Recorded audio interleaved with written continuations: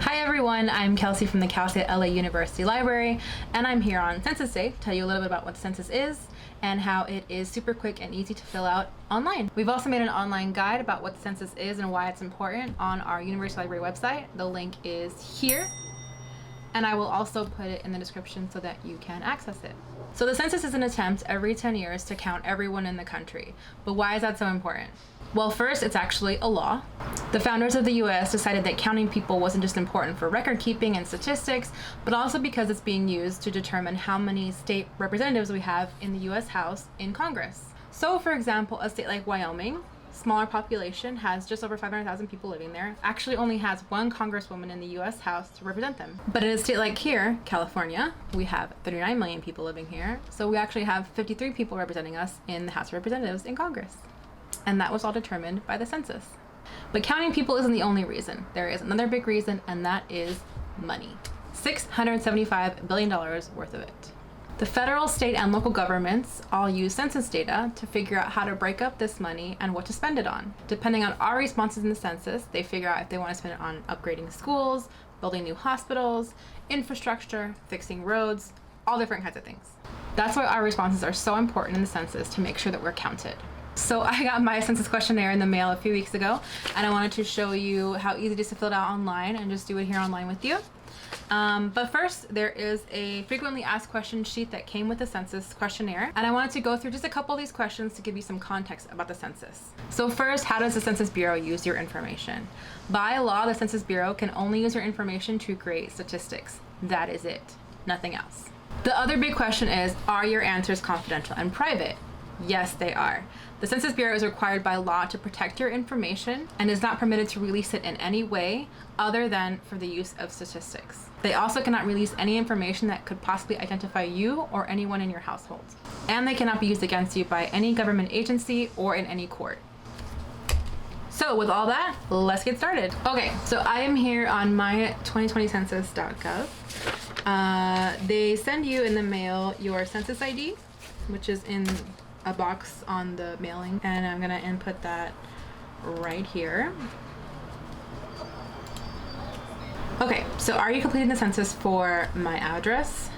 That is correct, so yes I am. Make sure it's right. On April 1st, were you living or staying at this address? Yes, I was.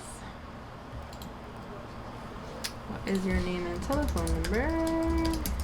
Okay, so we are going to answer questions about my household.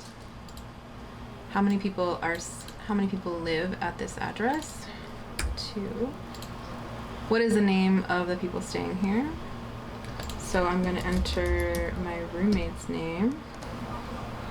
So we didn't want to miss any people who might have stayed here. For example, if you have children, related or unrelated relatives, roommates or non-relatives, people without a permanent place to live, you need to list all these people who live here with you. Is there anyone additional that you did not already list? So no, I just have the one roommate, so we will go here.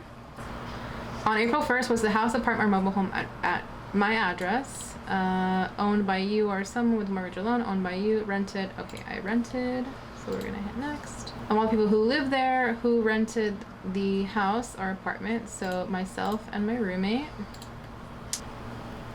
Okay, so we're done with household. Now we're moving on to people. So now we're gonna start with my questions here.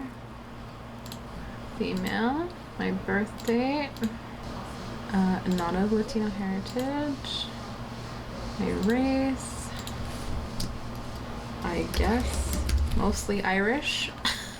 Okay, so then now it's asking me to answer questions about my roommate.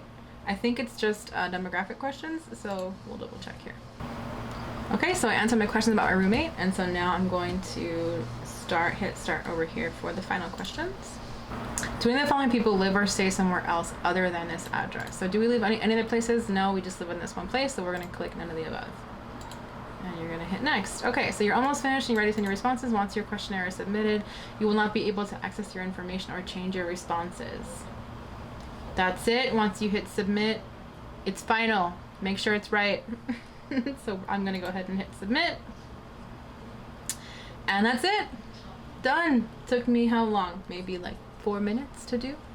Yeah, there's a confirmation email or number, but that's it. So that was my census filling out experience. Like I said, this was the first time that the census was available online. So do take, how long did it take me? Maybe like 3-4 minutes. So do take a little bit of time today if you can, and get your census filled out. Make sure that you're counted. Like I mentioned earlier, we also have some information online about what the census is, why it's important. Originally, this was going to be an exhibit in the library, and unfortunately, as things are panning out here, we had to close, and so we put all the information online so that you all can still access it. I will put that information at the bottom of the screen right here, as well as a link in the description, and wherever you're watching this, there'll be a link somewhere how to get to our guide. Make sure that you fill the census out if you can. If you have any questions, I will put the number also of the Census Bureau here on the screen right now.